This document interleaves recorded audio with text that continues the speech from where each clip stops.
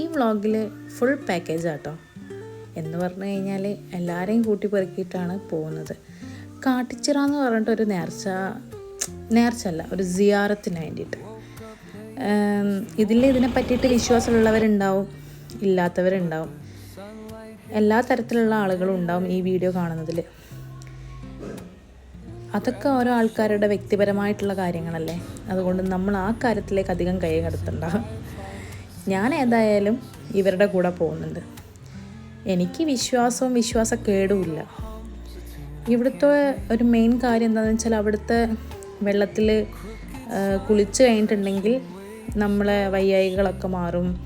അതുപോലെ എന്തെങ്കിലും ചൊറി അങ്ങനത്തെ എന്തെങ്കിലുമൊക്കെ ബുദ്ധിമുട്ടുകളൊക്കെ ഉണ്ടെങ്കിൽ, അസ്വസ്ഥതകളുണ്ടെങ്കിലൊക്കെ മാറുമെന്നതാണ് അവിടുത്തെ ഒരു ഐതിഹ്യം. ഓക്കെ, ഐതിഹ്യം തന്നെയല്ലേ പറയല്, അതിൽ മാറ്റൊന്നും വന്നിട്ടില്ലല്ലോ.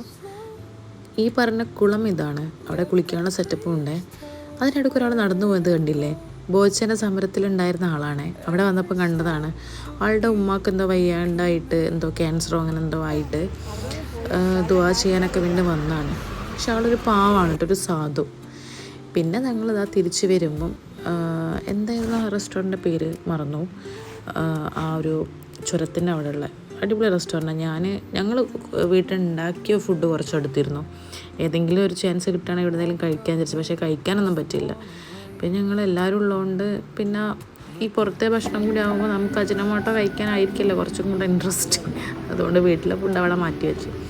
പിന്നെ ഗാനിയും കുഞ്ഞാമിയും ഉണ്ടായിരുന്നു.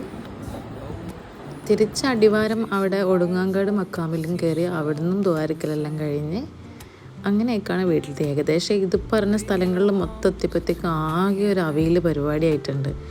ഒട്ടും വയ്യണ്ട്. ഞാനാണെങ്കിൽ ഭയങ്കര വോമിറ്റിംഗ്. എനിക്കൊരു കുറേ നേരം ഇങ്ങനെ കണ്ടിന്യൂസ് യാത്ര പറ്റില്ല. അപ്പോഴത്തേക്കും ഞാനെല്ലാം ഒരു വിധായിട്ടുണ്ട്. കണ്ടില്ല എൻ്റെ ഫേസൊക്കെ ഇങ്ങനെ.